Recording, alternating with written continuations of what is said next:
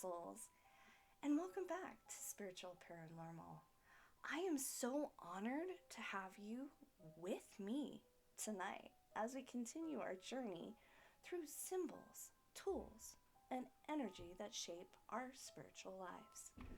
Tonight's topic is one that spans across cultures, religions, and even generations. It is a space of intention, deviation, and sometimes mysteries. They hold memories and they connect with the physical, with the spiritual, in most intimate ways. At its simplest, the altar is a space set aside for sacred purposes. It might be used for prayer, meditation, rituals, or offerings.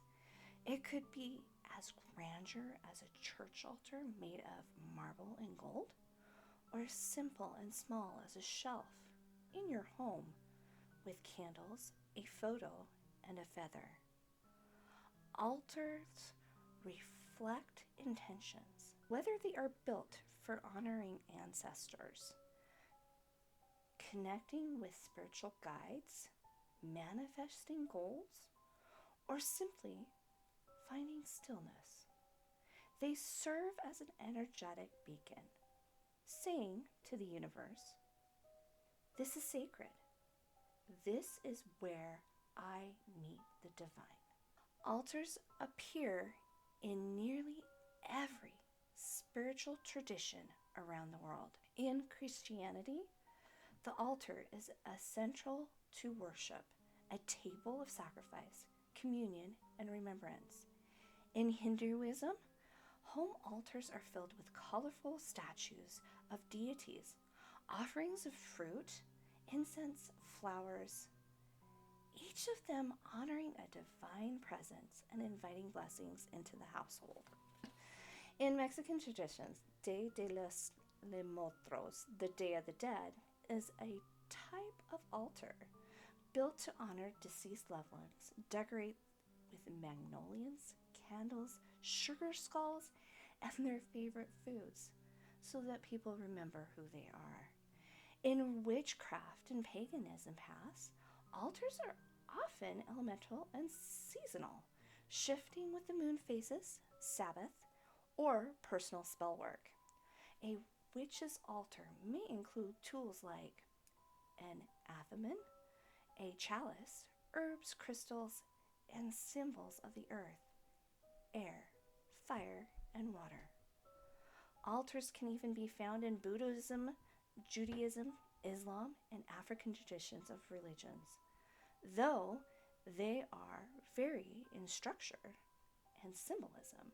One thing that they all have in common, they create a point of spirituality contact between the human and the divine.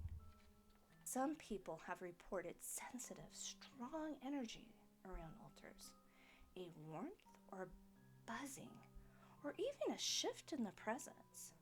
I've heard stories of candles flickering wildly during prayer, sudden chills during offerings, and even dreams and visions occurring shortly after the altar's rituals. There are stories of the paranormal encounters led to the altar. In some cases, people say spirits respond to offerings. In other, poorly tendered or open altars can attract unwanted energies. That's why intention and respect are so important. Your altar is your sacred space, not a portal for chaos. Keeping it clean, energetic, balanced, and aligned with love ensures it remains safe and powerful place for connection. So how can you create an altar?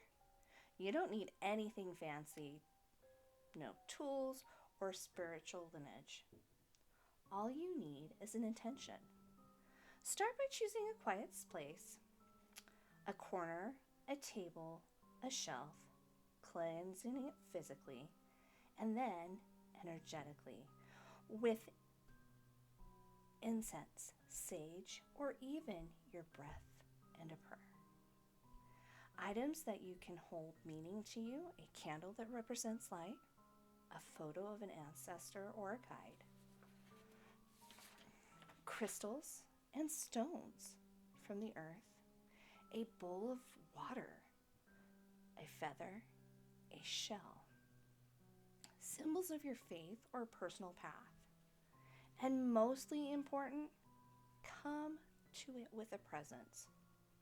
Sit, pray, meditate, speak, listen. And over time, your altar will grow in energy and becoming a place that you will want to return for grounding, clarity, and spiritual alignment. Altars are more than physical spaces. They are mirrors to our inner world, reflections of what we honor, what we seek, and what we hold sacred. Whether an ancient or modern, public or private, your altar is your reminder that a spirit is never far, that you are connected, that your presence is holy. Thank you, beautiful souls, for sharing this space with me tonight. I hope this episode inspires you to create or deepen your own sacred space. Until next time, stay grounded, stay open, and stay curious.